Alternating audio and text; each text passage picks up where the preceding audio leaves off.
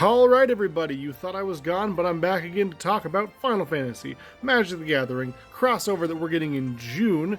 If you don't know, they are combining all of the games of Final Fantasy into the collectible card game, trading card game Magic the Gathering, and I've been going through each of the mainline games, talking about what color combination pairings that I think each character would be. But we have something a little bit different in mind today. We are going to be going through each monster, or not each monster, but some of the monsters that you see in typically most Final Fantasy games, and I'm going to tell you what color I think they are and give you a little bit of history about what they are. Let's get into it. First up, we're going to start with one of my favorites. I'm going to say that about all of these, but this is the Behemoth. Let me get out of your way here for a second. The Behemoth is in most of the games. It is some of the most powerful monsters in the game. Always this sort of like bestial, big, hulking monster. They're gigantic, they've got massive physical power, and they have top tier magic, usually like Flare and Meteor, which is some of the most powerful spells in the game. Because of that, I really do think they're going to be mono black. I think most of the, or at least some of the creatures, we've already seen Cactuar, we've already seen Moogle, and Tonberry, of course. So I think they're going to play off of mono colors probably primarily, but I think this guy's a good contender for mono black, right alongside the Tonberry, some of the fiercest characters in the game. Next up, this is not a Beholder, though you might confuse it for one. This is an Ahriman. Ahriman are these big flying creatures. I know I've said most of these are going to be monocolored, but I'm lying about some of that. These are flying enemies that specialize in death and doom type spells. For that, I think Orzhov, white, black, clear cut, clear as day. They're going to come in, they're going to fly in, they're going to help Teysa out, or whoever, right? White, black. Next up, we've got a more civilized monster from a more cultured time. This is a bomb. Yep, says what it is on the packages. They're living balls of explosive flame.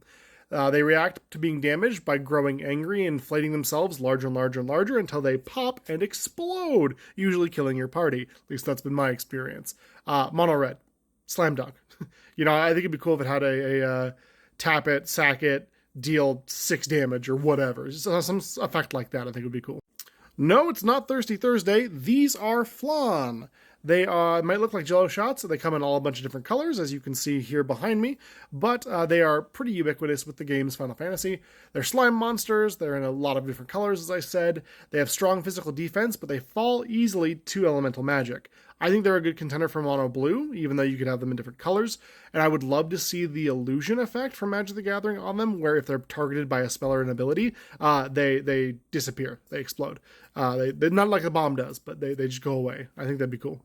Here, one of Final Fantasy's most well-known kitty cats, we've got the Coral.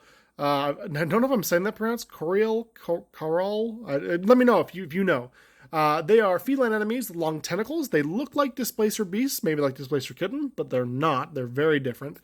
Long tentacles in place of whiskers, and they often attack in packs. It's kind of their thing.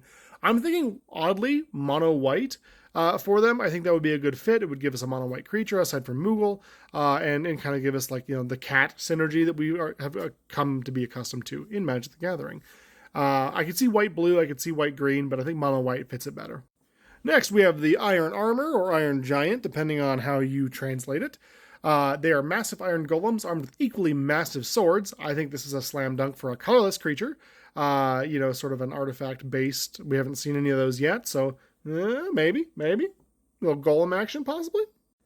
If behemoths are the big bruisers, the big strong boys of the Final Fantasy universe, these handsome devils are sort of the defensive counterpoint. I want them to have a big butt, big defense, big toughness. These are the Adamantoids. They are giant turtle-type enemies with thick shells. They boast nigh impenetrable physical defense, but they are vulnerable to ice magic. So I think it'd be kind of cool to see like a blue-green Simic type strategy here. High toughness, maybe low attack. Maybe it's the flip of the Behemoth. Would be nice. High attack, low defense. This is low attack, high defense. Blue-green. And we might as well end this one with a stinker. These are the Marlboro, maybe named after the company. I'm not quite sure, to be honest. They're highly dangerous enemies made up of a giant mouth with a massive tentacles. Their bad breath inflicts a slew of status ailments. So they are known for poisoning things. They are known for just causing some bad status effects to happen if they deep breathe on you. I think green-black, and as much as I hate to say it, it's probably got poison. Maybe it has infect too. I don't know. It's got something like that. It does something with poison because it has to, as much as I hate that. Yeah, so that's what I think for the Marlboro. Probably green black. This is just a sample of some of the Final Fantasy creatures you can find and what color combination I think they're going to be in the Magic the Gathering event. If you like this sort of thing, we'd love it if you give us a follow.